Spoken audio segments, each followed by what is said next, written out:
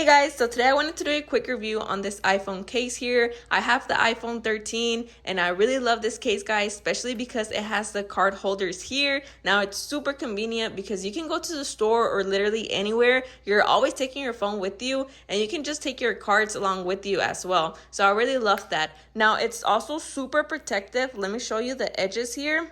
I really love it. I've dropped it a bunch of times. As you can see, like the edges here are really like chipped off because I've dropped it so many times, and my phone has never broken. So I really love it. It's super protective.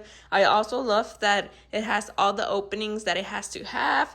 As you can see, and now obviously we have the little plus and minus buttons here for the volume, which I really like because a lot of phone cases don't come with like the protective shield, so I really love that. The cameras also, they show quite nicely, but I really love this, guys. It also has the power button here. I would really recommend this case, especially if you're looking for a case that has a card holder like this one.